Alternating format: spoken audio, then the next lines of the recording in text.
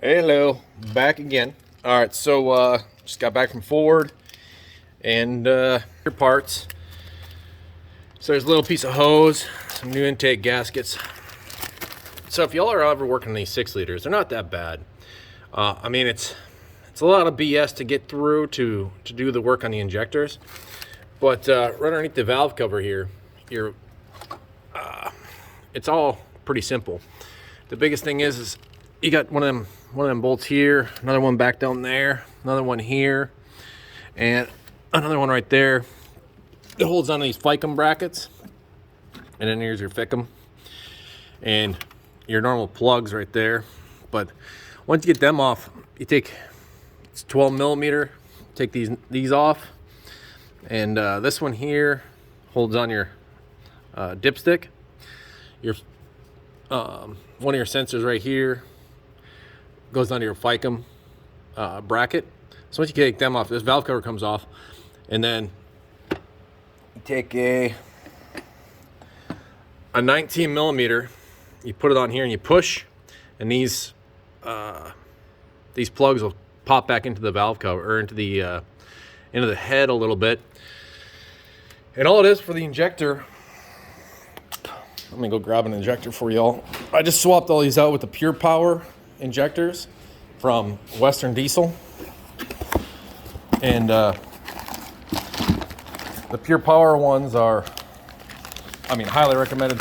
They have 1 in 1,000 injectors is faulty from the factory. So it's a pretty highly rated injector.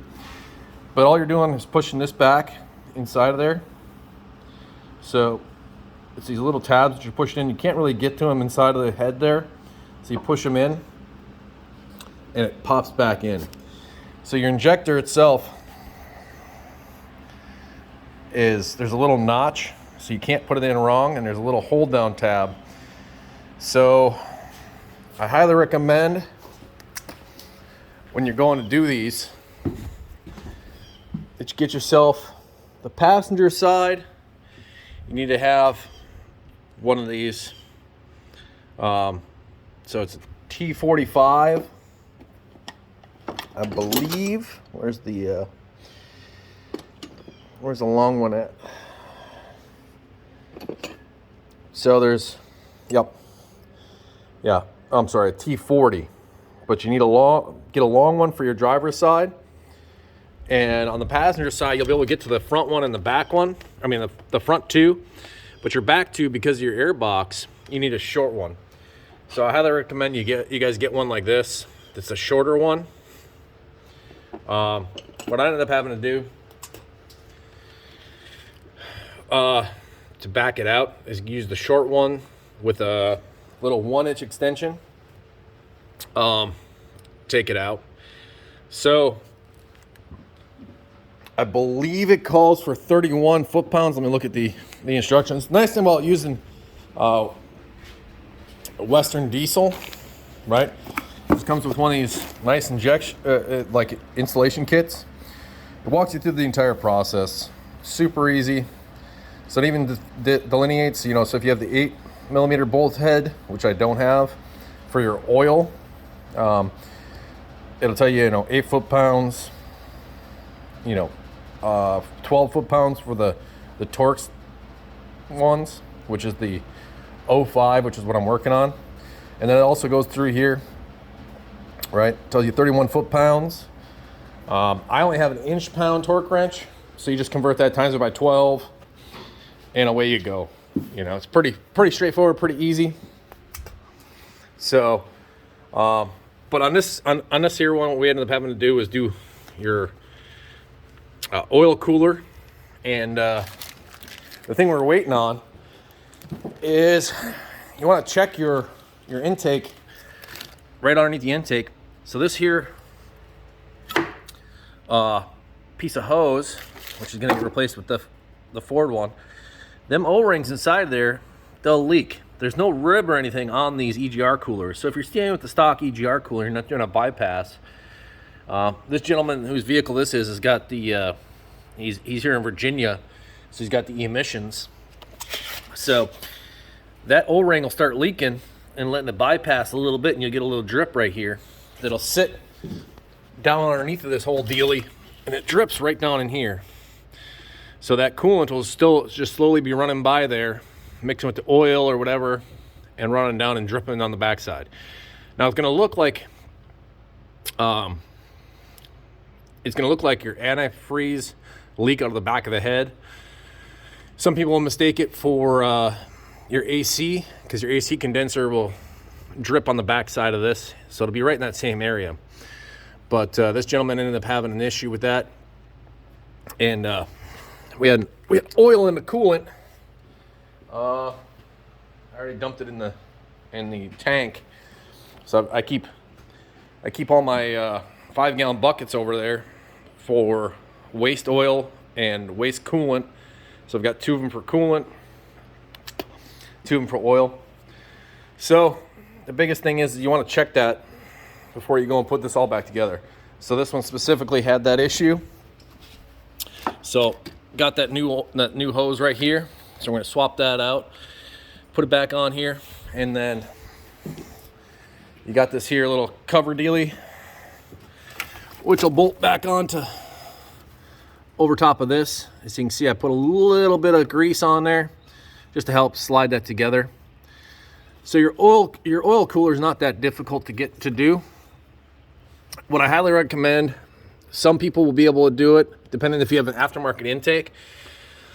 Stock intake, you're gonna want to drop your turbo. Replace all your O-rings on your oil drain tube, or your oil pickup tube, I'm sorry. And just clean your area really well. So underneath here is your high pressure oil pump. So if you have any issues with that, it's not hard to get to. It's 3 bolts on your turbo. You'll end up with this one. Oops, right there. Another one right here. This one's really easy to get to. The 2 front ones aren't bad. The one on the back is a little bit more difficult to get to because you have to come up over the turbo and over the back. But with a combination of a U-joint and a 3-inch extension and a deep socket, I was able to reach it. You can do a shallow socket, it'll fit. You're just gonna have to use maybe a 4 or a 5-inch, maybe a 6-inch extension, depending. You will get your ratchet in there to get that loose. So these bolts, they're not anything incredibly hard to get to or to break loose. I highly recommend coating them with some anti-seize. I don't recommend grease because the grease will dissolve as this gets really hot.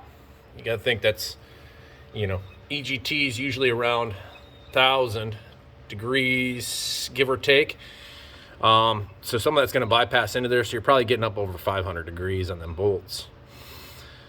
So I don't recommend using anything but anti-seize, as it has that zinc compound, with the copper and stuff. So I go with Permatex on mine. Don't mind the mess. So that's your oil cooler too, right there. So yeah, the Permatex anti-seize. It's some good quality stuff.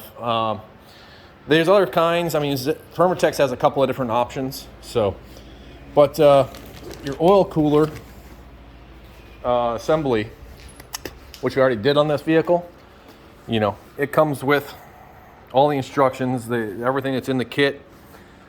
Extremely nice kit. It's got everything. It's got a couple of options for the earlier models. It walks you through everything as far as doing the job. So this oil cooler was bad. It was letting coolant into the oil, oil into the coolant, but not coolant into the oil. So I drained the oil. Didn't have any coolant in it.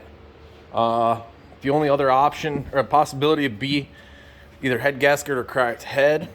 We did have one cylinder that was low on compression, but when I pulled we were getting fuel, air bubbles in the fuel system, which tells me that you had a bad injector cup. So when I did the compression test, and the only one that was bad was that back injector on that side, and there was a bad injector seal on this side. So that's why I went ahead and did all 8 injectors. But when I opened up the back injector on this side, pulled it out, there was a couple of chunks of plastic. Probably, I'm assuming this only has 38,000 miles on it. I'm assuming that was probably a factory issue, or somebody's been in here before. I didn't see any signs of somebody being in there before because none of the clips were broken. Nothing was really messed with too much. But the other thing I highly recommend on these 6 liters is when you go to do anything with the fuel system, you take yourself a small zip tie and just kind of zip tie right here. And what that does is that stops this little nut from sliding back down inside of here and being difficult to get back together. You get this whole jobby back together and the intake back on here.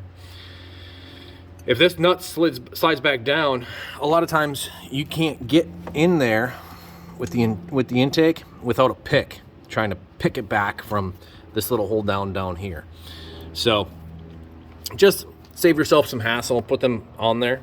And the other thing is if you're doing anything, I highly recommend get the banjo bolt kit. It comes with new crush washers and the new banjo bolt. I don't believe these are torque to yield banjo bolts, but they may be. Ford's real finicky on those things. So the other thing that's going on this vehicle, other than new injectors, an oil cooler, complete oil and complete fuel flush, everything else, is it got a new fuel pump. The fuel pump had went bad. The gentleman replaced it. Then right after that, he got a lot of sediment in the fuel filter housing. There's probably some gunk that had gotten past the main fuel pump with the fuel filter. I recommended we change it out to an aftermarket fuel system, just because of the fact that these Fords are notorious that as soon as the fuel pump goes, you change it out. For some reason, that drop in fuel pressure allows the injectors to go bad. And what ends up happening is that these injectors have high pressure oil in the top end, coming in the top here. So that high pressure oil is in here. If you've got no fuel, there's no cushion at the bottom of this injector. There's a little needle valve inside of here that slams down with high pressure oil every time that this solenoid actuates. So when that high pressure oil is actuated by the solenoid, what happens is it slams the plunger down against the needle valve. That needle valve slams down here, and if there's no oil no fuel in this injector to cushion it, that needle valve slams down hard against the injector seat and will mar up that needle valve, causing these injectors to go bad. So if you run this without fuel, there's an IPR, the injection pressure regulator. So if that's causing a fuel issue down here, right, it's supposed to stop the oil from actuating the solenoid and cut the solenoid out. But what happens if that goes bad or it's getting a bad reading, you'll have no fuel in here and it'll cause it to slam down, causing these injectors to fail. Now, instead of a $12 or $15 or $20, depending on what brand you're going to go with for your secondary fuel filter, you end up with a fuel issue, and then you go costing yourself injectors. So in this vehicle, 8 injectors and the oil cooler while we were in there, doing all the new gaskets, everything on the top end. I recommended this person. So that's your banjo kit from Western Diesel. And since this vehicle's never had it, it's called a blue spring kit. So the blue spring, which is right there, and that new kit right there, it's only about $250 from Western Diesel, right? And it'll stop this fuel pressure issue, because these Fords, any intermittent fuel issue, if you're not getting 40 PSI to the injector and it doesn't get picked up by that sensor or the IPR or any of the other things, it costs you these injectors. And for a $200 part to fix that fuel pressure regulator issue, something that should have been done from the Ford factory, costs this gentleman around 5 grand to do this whole job between parts and labor. And in reality, it's something that should have been fixed from Ford. But if you've got a 6-liter, I just highly recommend any work that you're doing in here, any injector swap, you should do that blue spring installation. $200, maybe 2 hours with the labor, right? Purge your fuel system properly with your injector module unplugged. There's a fuse under the dash. So underneath your dash should be this fuse right here. I believe there's another fuse right here that I've got unplugged. There's 2 of them right there. One's for your glow plug module, I believe. I can't remember. But the one is for your FICM or your fuel system. So shutting that off means your injectors aren't going to pulse, but your fuel pump will still pump up. So once I get this back together and I have that blue spring installed, I'm going to leave the top of that fuel filter housing off until I see that fuel bowl get filled with fuel. Once that gets filled with fuel, I'm still going to leave it out, crank the motor for about a minute to keep pumping that fuel through the head into the, I guess you can call it a common rail system inside of the head. Get those injectors completely filled with fuel, then I'll plug it back in and try and crank this motor over. So we'll get down here. So inside of this plastic, this rag, that's your injector wires. Check all these. Make sure that there's no gunk in those before you put it back on. But in this fuel housing, right, we're gonna end up taking this off. It's not hard when you have this whole thing apart anyways, to pull this apart and change out this housing and change the spring out inside of here for that blue spring install. Not difficult, but a lot of people try and save that $200, and it costs them another set of injectors on the second time, shortly after. I mean, you might get 1,000 miles, you might get 100,000 miles, but you're gambling on it.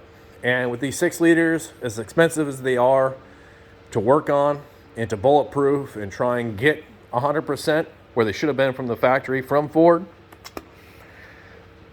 I wouldn't want to be pissing away money on injectors when they're, say, $300, $400 a piece, plus 2 to 5 to 8 hours just to get into the injectors. I wouldn't be doing it without having that security of knowing that, hey, I've at least got that spring keeping my fuel pressure where it's supposed to be at. That's my personal opinion. You guys can do what you want on your 6 liter, but where I'm working on this for a gentleman, I don't want to set him up for failure and having to spend this money again. So the one thing that I wanted to do, but the gentleman deferred on, was pulling the heads, putting high pressure head gaskets and the stud kit on it. I explained to him that it wasn't going to be that much more labor because we already had the top end all off, but he's wanting to save the money and he doesn't have the money to spend on this at this point. And like I said, this is a 2005 with 38,000 miles on it. We should never have any of these issues, right? The gentleman got the truck for like $15,000, so he doesn't have a ton of money into it, for pulling his horse trailers and hauling hay to his horses. But at this point, with his personal life and what he's got going on, he doesn't have an extra $3 grand to spend on the head bolts, head gaskets, and the extra labor to do it. So this is where we're at on this. But I highly recommend, if this is your Ford and this is your 6 liter, take the extra time, pull the rest of this stuff off, pull the heads, throw the head gaskets and the head studs in it. Just so you have that peace of mind knowing that, hey, you've got the proper parts. This should have come from the factory yet again. And I don't know how Ford hasn't been sued several times on this, but it is what it is. You know, it's not a crazy hard job to get in here. We're looking at about 12 hours, maybe 15, doing the injectors and the oil cooler and the new intake gaskets, cleaning the EGR, cleaning the whole thing up, and just doing a once over on everything. Like I said, I did the compression test. Nothing crazy bad except for the, you know, low on one cylinder on this side. Probably pushing air in the system. Definitely this rear one on this side was pushing air into the system. But I highly recommend, if you're doing one injector on a side, doing all 4 of them on that side. This gentleman had low pressure on 2 sides, went ahead and did it. Said that low pressure could be from the head gasket or a cracked head. Gentleman deferred to just doing injectors. It's okay, not what I wanted to do, but it is what it is. So, in synopsis, with a 6-liter, that blue spring will save your fucking engine. So, it's probably going to save you about $5,000 by spending $250 and about 4 hours worth of work swapping it all out. So, that's the biggest thing I can recommend on these 6-liters is that blue spring. It's a cheap mod. Straight, you can get it from Western Diesel. I believe it's $250, $300, something like that. And it will save your injectors. And changing your fuel filters regularly, roughly every 10 to 15,000 miles, basically every time you do an oil change or 2 oil changes, swap both fuel filters. And these 6-liters can last you a long time. I've got friends that have 500,000 miles on these 6-liters after bulletproofing. And they love their engines. They love the power that they can put out. A small, you know, doing a tuner on it to do the EGR delete and a couple other mods just to get rid of some of the extra emissions shit on them. And they love these engines. They love what they can put out. But yeah, that's where I recommend, and that's where I'm at.